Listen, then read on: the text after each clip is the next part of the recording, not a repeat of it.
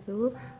Adik-adik kembali lagi dengan saya Mastina MS STMK. Nah, di kali ini kita bertemu di mata kuliah Asuhan Kebidanan pada Remaja dan Premenopause dengan topik pembelajaran yaitu keluarga berencana. Tujuan pembelajaran pada kali ini diharapkan mahasiswa mampu dan mengerti tentang pengertian tujuan sasaran keluarga berencana, ruang lingkup keluarga berencana, dan permasalahan yang terjadi di Indonesia yang berhubungan dengan keluarga berencana, serta bisa menjelaskan tentang dampak program keluarga berencana terhadap pencegahan kelahiran yang ada di Indonesia.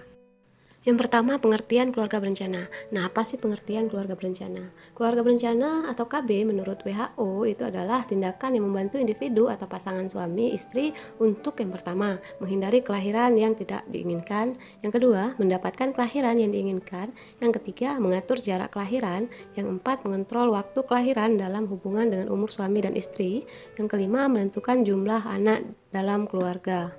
Yang selanjutnya yaitu tujuan dari penggunaan KB. Nah, tujuan dari penggunaan KB itu terbagi menjadi dua ya adik-adik. Yang pertama tujuan umum dan yang kedua tujuan khusus. Nah, tujuan umumnya adalah meningkatkan kesejahteraan ibu, anak dalam rangka mewujudkan NKKBS atau norma keluarga kecil bahagia sejahtera yang menjadi dasar terwujudnya masyarakat yang sejahtera dengan mengendalikan kelahiran sekaligus menjamin terkendalinya pertambahan penduduk.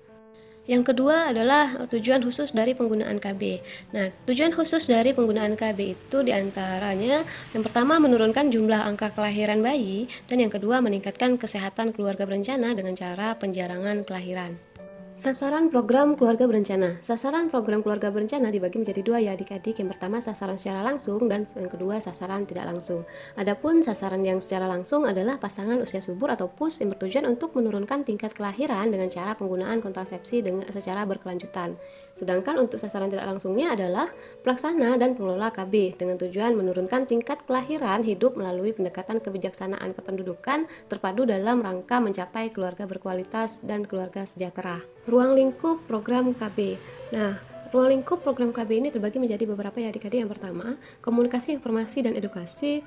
Yang kedua, konseling. Yang ketiga, pelayanan infertilitas. Yang keempat, pendidikan seks. Yang kelima, konsultasi pra-perkawinan dan konsultasi perkawinan. Yang keenam, konsultasi genetik. Komunikasi, informasi, dan edukasi dilakukan sebagai sebuah proses penyampaian isi pesan program keluarga berencana atau KB dari pengelola dan pelaksana program kependudukan, dalam hal ini BKKBN, kepada keluarga dan masyarakat, terutama bagi pasangan usia subur atau PUS yang sudah ber-KB maupun yang belum ber-KB untuk diketahui dan dimanfaatkan serta mendapatkan tanggapan yang didasarkan pada data dan fakta tentang program Konseling KB. Adalah suatu proses di mana seseorang membantu orang lain dalam membuat keputusan atau mencari jalan untuk mengatasi masalah melalui pemahaman tentang fakta dan perasaan yang terlibat di dalamnya. Konseling KB artinya percakapan tatap muka atau wawancara antara klien dengan konselor yang diselenggarakan dengan sengaja dengan tujuan membantu klien tersebut membuat keputusan yang sesuai dengan kondisi dan keinginannya, serta pilihan yang berdasarkan informasi yang lengkap tentang alat kontrasepsi. Yang selanjutnya adalah pelayanan infertilitas. Nah, pelayanan infertilitas ini diberikan kepada pasangan usia subur yang sudah menikah lebih dari 1 tahun, tetapi belum mempunyai keturunan. Tujuannya adalah agar ibu dan suami dapat mengetahui keadaan kesehatan reproduksi ibu maupun suami. Yang keempat adalah pendidikan seks atau sex education. Pendidikan seks diberikan kepada remaja sehingga remaja bisa tahu apa itu seks dan dampaknya. Pendidikan seks diberikan kepada remaja sebelum remaja tersebut masuk ke dalam pergaulan bebas. Tujuan dari pendidikan seks ini diharapkan kepada anak remaja itu tidak masuk ke dalam pergaulan-pergaulan yang tidak baik, sehingga terhindar dari efek buruk atas pergaulan yang bebas tersebut. Yang selanjutnya adalah konsultasi genetik. Diharapkan dengan adanya program KB, maka masyarakat akan mempunyai anak lebih sedikit dibandingkan dari puluhan tahun yang lalu. Nah, ini akan mengurangi kelainan genetik pada anak yang lahir sehingga tidak membebani orang tua maupun masyarakat. Yang ketujuh adalah pelayanan kontrasepsi. Nah, pelayanan ini diberikan kepada pasangan usia subur dalam pemberian dukungan informasi tentang alat kontrasepsi dan pemantapan penerimaan gagasan keluarga berencana. Yang kedelapan adalah tes keganasan. Nah, tes keganasan ini memiliki tujuan untuk mengetahui, mencegah tidak adanya permasalahan kesehatan dalam tubuh seseorang. Yang kesembilan adalah adopsi. Nah, kegiatan ini dilakukan oleh pasangan suami istri yang tidak mempunyai anak maupun mempunyai anak. Tujuannya untuk mengasuh anak-anak yang terlantar dan tidak mempunyai orang tua. Jenis ini adalah kontrasepsi. Nah, ada dua metode alat kontrasepsi adik-adik. Yang pertama, metode kontrasepsi sederhana tanpa alat atau tanpa obat. Yang kedua, metode kontrasepsi sederhana dengan alat atau obat. Macam-macam dari metode kontrasepsi sederhana tanpa alat atau tanpa obat. Nah, yang pertama adalah senggama terputus atau coitus interruptus. Nah, metode ini dilakukan dengan cara penarikan penis dari vagina sebelum terjadi ejakulasi. Dengan demikian, semen atau air mani sengaja dikeluarkan di luar liang senggama untuk mencegah terjadinya air mani memasuki area ventilasi. Efektivitas senggama terputus sangat rendah, ditemui 20-25 kehamilan dari 100 wanita. Sebab dari kegagalan, kemungkinan adanya sel mani pada cairan yang keluar dari batang zakar keluar liang senggama. Dilihat dari keuntungannya, senggama terputus pemakai tidak memerlukan pertolongan dan pemeriksaan petugas medis. Selain tidak memerlukan pertolongan dan pemeriksaan petugas medis, pengguna juga tidak memerlukan obat-obatan yang harus dibeli dan tidak ada efek sampingnya. Keuntungan lain dari alat kontrasepsi senggama terputus adalah seperti tidak memerlukan alat atau murah, tidak menggunakan zat kimiawi, selalu tersedia setiap saat, tidak mempunyai efek samping. Kerugiannya di antara lain, angka kegagalan cukup tinggi, kenikmatan seksual berkurang bagi suami istri, kurangnya kenikmatan dalam hubungan seksual itu dapat mempengaruhi perkawinan. Untuk kontraindikasinya seperti ejakulasi dini pada pria. Yang kedua adalah pantang berkala. Pantang berkala ini adalah suatu cara kontrasepsi yang menghindarkan terjadinya pembuahan pada saat masa subur wanita. Ada beberapa metode dalam pantang berkala seperti cara kalender, cara pengukuran suhu basal, cara penilaian terhadap getah serviks. Dengan mengenal tanda-tanda tersebut, seorang wanita dapat menentukan masa suburnya. Untuk efektivitasnya, dari cara pemakaian kalender didapati 15 kehamilan dari setiap 100 pengguna. Dari suatu penelitian dilaporkan 2-3% kehamilan dapat pada metode penilaian getah serviks. Keuntungan dari metode KB pantang berkala ini sama dengan metode senggama terputus. Yang pertama, sangat murah. Yang kedua, tidak memerlukan obat-obatan. Yang keempat, yang ketiga adalah tidak memerlukan tenaga medis. Dan yang kelima, tidak harus ke fasilitas kesehatan. Untuk kontraindikasinya seperti haid yang tidak teratur dan suhu yang tidak teratur. Yang selanjutnya metode kontrasepsi sederhana dengan alat atau dengan obat. Ini terdiri dari yang pertama kondom. Kondom adalah suatu karet yang tipis, berwarna atau tidak berwarna, dipakai untuk menutupi penis yang tegang sebelum dimasukkan ke dalam vagina sehingga mani tertampung di dalam dan tidak masuk ke vagina. Dengan demikian pembuahan tidak dapat terjadi. Metode kondom ini sangat efektif bila dipakai dengan benar. Keuntungan metode ini sangat murah, mudah didapat, tidak perlu resep dokter, mudah dipakai sendiri, dan dapat mencegah penularan penyakit infeksi menular seksual. Keuntungan lain seperti tidak ada efek samping, mudah dibawa, dapat digunakan sewaktu-waktu, dan tidak membebani istri. Adapun kerugian dari metode kondom ini adalah seperti mengganggu kenyamanan bersenggama, selalu memakai kondom yang baru, harus ada persediaan, tingkat kegagalan cukup tinggi bila terlambat memakainya, alergi terhadap karet, dan sobek apabila memasukkannya tergesa-gesa. Yang kedua adalah diafragma. Diafragma adalah alat kontrasepsi yang terbuat dari karet berbentuk mangkok, dipakai untuk menutupi serviks. Gunanya mencegah masuknya mani ke dalam rongga rahim. Keuntungannya sangat efektif bila dipakai dengan benar, aman, diawasi diri sendiri oleh pemakai, hanya dipakai bila diperlukan dan tidak mempengaruhi laktasi. Kerugiannya seperti memerlukan tingkat motivasi yang tinggi dari pemakai, wanita perlu memegang atau memanipulasi genitalnya sendiri, suami tidak nyaman saat senggama, beberapa wanita mengeluh perihal kebasahan atau becek yang disebabkan oleh spermisidnya. Kontraindikasinya adalah seperti kelainan anatomis dari vagina, infeksi traktus urinarius yang berulang-ulang, dan alergi terhadap lateks atau spermisid.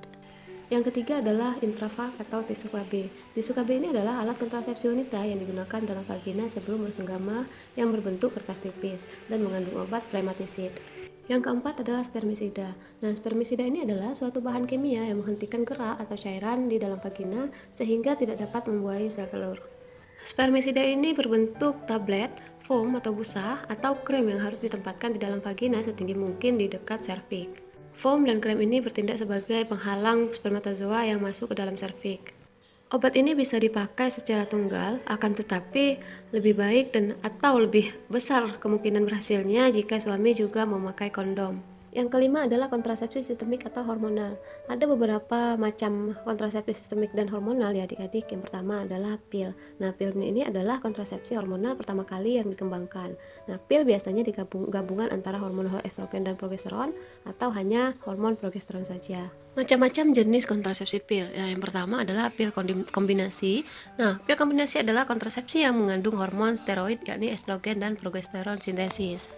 Mekanisme kerja pil kombinasi yang pertama, melakukan penekanan ovulasi dengan cara penekanan perkembangan folikel. Yang kedua, adanya progesteron menyebabkan pengentalan lendir serviks. Dan yang ketiga, mencegah implantasi. Nah, biasanya terdiri dari 28 tablet, 7 dari pil tersebut bersifat placebo, dan pil yang lain mengandung hormon steroid. Efektivitas dari pil kombinasi. Nah, jika penggunaannya benar, maka efektivitas pil mencapai 99,9%. Efek samping dari pil kombinasi. Nah, dalam 3 siklus pemakaian pertama dapat terjadi yang pertama mual, rasa tidak enak di payudara, pusing, sakit kepala, penambahan berat badan, dan jerawat. Keuntungannya, efektivitasnya tinggi, risiko terhadap kesehatan rendah, dan tidak memerlukan pemeriksaan dalam untuk memulai penggunaannya. Selain keuntungan tersebut, ada beberapa keuntungan lain dari pil kombinasi. Nah, yang pertama, tidak mengganggu hubungan seksual dan mudah digunakan. Kerugiannya, memerlukan motivasi pemakai agar pil kombinasi dapat dikonsumsi secara teratur. Yang kedua, tidak mencegah penyakit menular seksual atau PMS. Yang ketiga, beberapa efek samping yang jarang terjadi seperti amenor, mual, rasa tidak enak di payudara, sakit kepala, mengurangi air susu ibu atau ASI, menambah berat badan, pusing, dan perubahan mood. Kedua, pil mini. Nah, pil ini merupakan pil kontrasepsi yang hanya mengandung progesteron sintetik yang diberikan terus-menerus dalam siklus haid. Cara kerja pil mini ini yang pertama, mengentalkan lendir serviks, yang kedua, mencegah ovulasi, yang ketiga, mengubah motilitas tuba, yang keempat, mengubah endometrium sehingga tidak siap untuk implantasi, dan yang kelima, dapat diberikan pada ibu yang menyusui. Efektivitas dari pil mini ini sebesar 96%. Keuntungannya, yang pertama cukup efektif bila digunakan secara benar, yang kedua tidak mempengaruhi ASI, dan yang ketiga tidak memerlukan pemeriksaan dalam, dan yang keempat tidak mengganggu hubungan seksual. Kerugian dari penggunaan pil mini. Yang pertama, pil mini ini lebih mahal daripada pil kombinasi. Yang kedua, perdarahan bercak, jadi pil mini ini dapat menyebabkan perdarahan bercak-bercak. Nah, yang ketiga, harus diminum setiap 1 hari 1 siklus, dan gejala-gejala yang mungkin dapat terjadi seperti nyeri kepala, perubahan mood, penambahan atau penurunan berat badan. Yang kedua adalah kontrasepsi suntik. Nah, terdapat 2 macam suntikan bagi wanita, yaitu golongan progestin seperti Depo-Provera, Depo-Geston, Depo-Progestin, dan Noristerat, dan golongan progestin dengan campuran estrogen propionat, yaitu Cicloprovera dengan nama dagang Ciclofem. Pemberian hormon progestin akan menyebabkan pengentalan mukus serviks, pematangan, sehingga menurunkan kemampuan penetrasi sperma.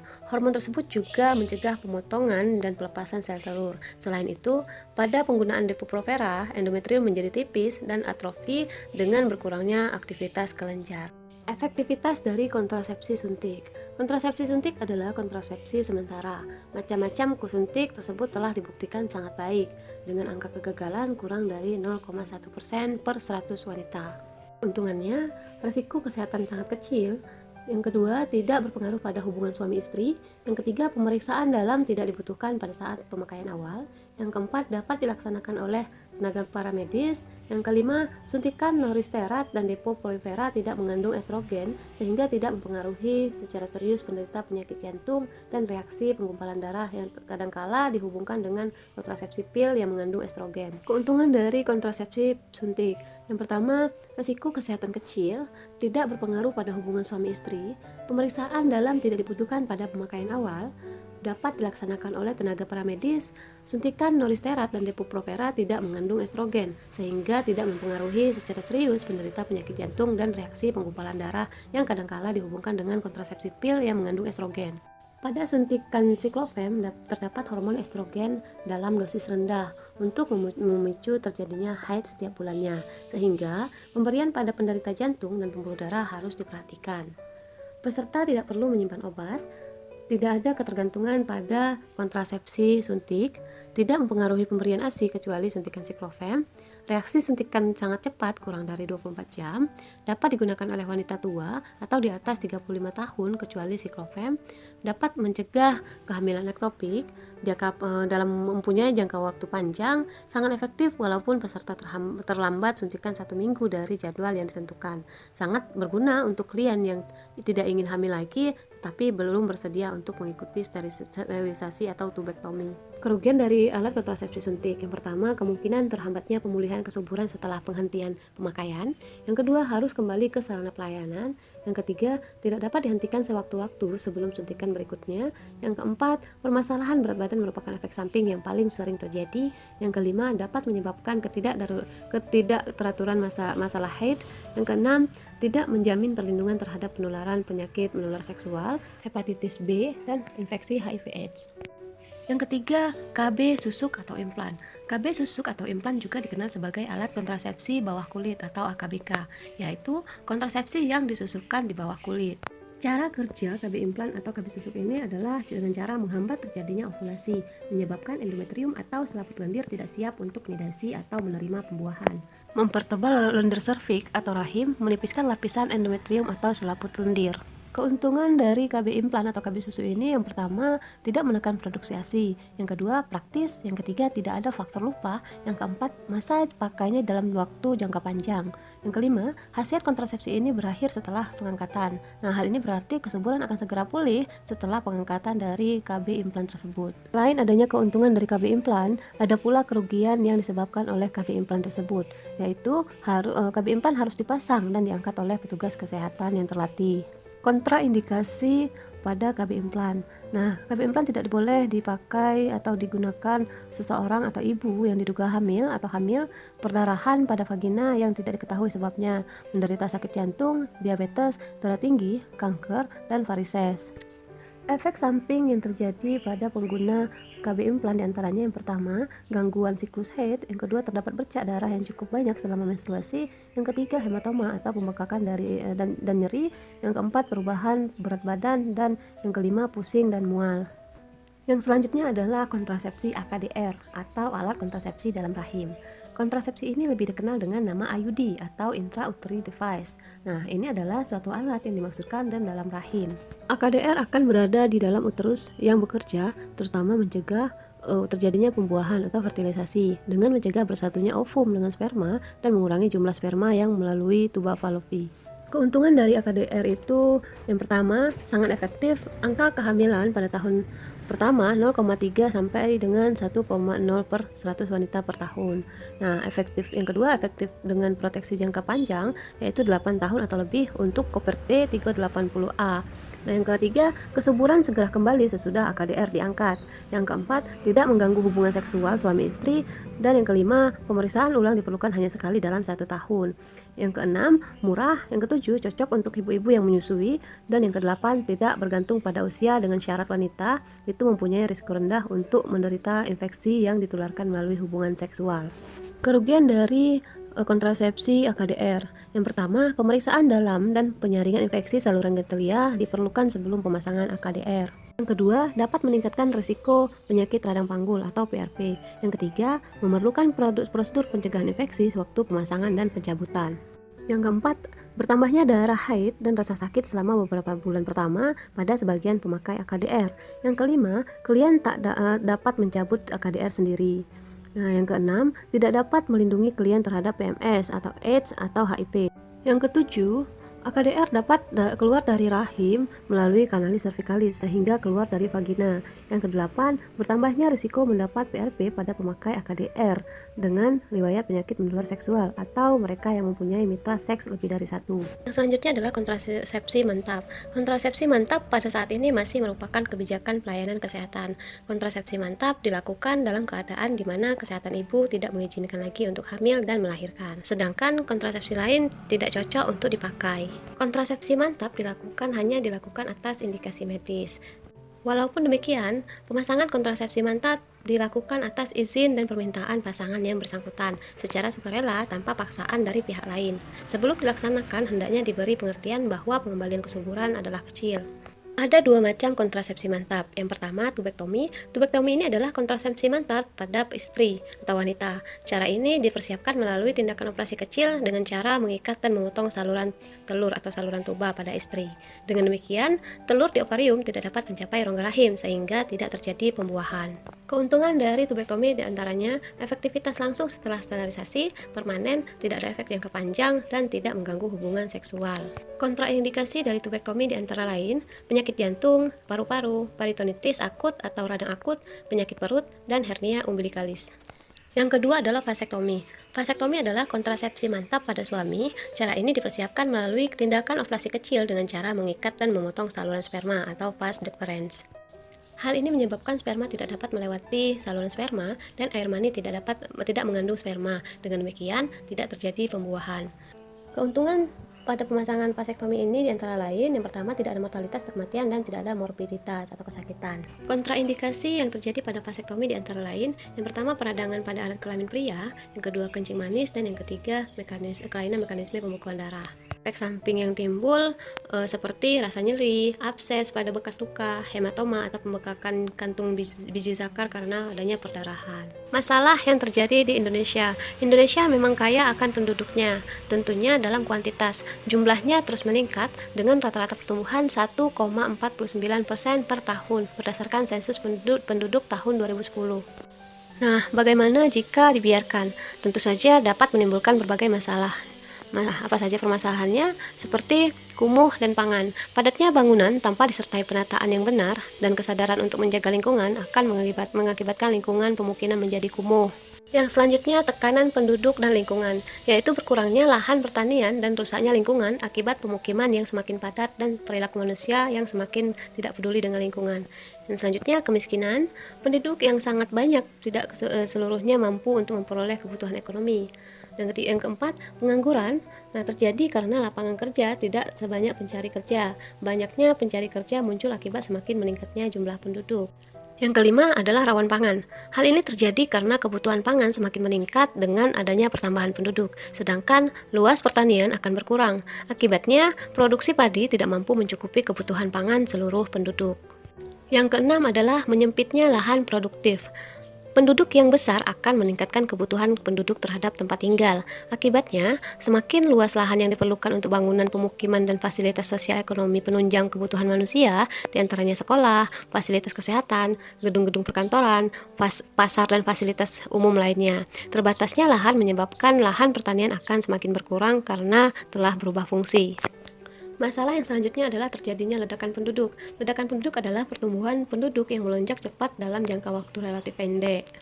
Ledakan penduduk biasanya terjadi karena angka kelahiran yang sangat tinggi dan sebaliknya angka kematian mengalami penurunan drastis. Penurunan angka kematian yang drastis disebabkan oleh beberapa faktor, antara lain karena membaiknya kondisi kesehatan dan perbaikan gizi masyarakat. Beberapa faktor yang menyebabkan ledakan penduduk. Nah, ada 3 faktor utama yang menyebabkan terjadinya ledakan penduduk. Yang pertama, tingkat kematian menurun. Yang kedua, tingkat kelahiran tinggi. Dan yang ketiga, angka pernikahan dini yang tinggi.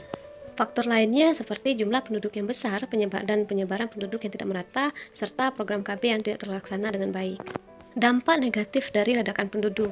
Nah, yang pertama, tingkat kemiskinan semakin meningkat karena pertumbuhan penduduk yang cepat tidak diimbangi dengan pertumbuhan ekonomi. Yang kedua, kekurangan pangan. Sebagai akibat pertumbuhan penduduk yang tidak seimbang dengan jumlah lahan untuk memproduksi pangan. Yang ketiga, timbulnya pemukiman atau daerah kumuh di perkotaan sebagai akibat mahalnya harga tanah dan rumah. Yang keempat, pemerintah mengalami kesulitan menyediakan sarana kebutuhan masyarakat, seperti sarana pendidikan, sarana kesehatan, dan perumahan. Hal ini dikarenakan oleh lokasi yang sudah padat, pemukiman penduduk, dan jumlah dana yang besar. Yang kelima, meningkatnya kebutuhan ruang dan lingkungan hidup. Yang keenam adalah tidak seimbangnya kebutuhan akan lapangan pekerjaan dengan pertumbuhan penduduk, dan jika dibiarkan lebih lanjut akan menyebabkan masalah sosial lainnya seperti kemiskinan dan konflik antar penduduk. Ada beberapa solusi yang ditawarkan, seperti banyak negara yang menyadari bahwa pentingnya melakukan pengendalian pertumbuhan penduduk, karena pengendalian pertumbuhan penduduk akan mempengaruhi seluruh elemen pembangunan dan kehidupan bangsa. Cina sebagai contohnya, negara itu menerapkan sistem insentif dan sanksi. Insentif akan diberikan pada pasangan yang dengan sedikit anak, sementara pasangan yang memiliki banyak anak akan diberi sanksi, misalnya harus membayar pajak dengan jumlah yang lebih besar. Sejak tahun 1979, pemerintah Cina mengkampanyekan kebijakan satu anak tiap pasangan. Artinya, tiap pasangan di Cina tirai bambu itu hanya diperbolehkan memiliki satu anak. Jika pasangan memiliki lebih dari satu anak tanpa izin dari pemerintah, maka dianggap ilegal. Di beberapa negara, banyak pasangan yang diajari beberapa cara untuk mengendalikan jumlah anak. Sebagian contohnya, di Bangladesh, lebih dari 24.000 wanita setiap tahunnya dikirim ke daerah perkotaan. Hal ini dengan tujuan untuk diajak dan diberikan penyuluhan tentang keluarga berencana.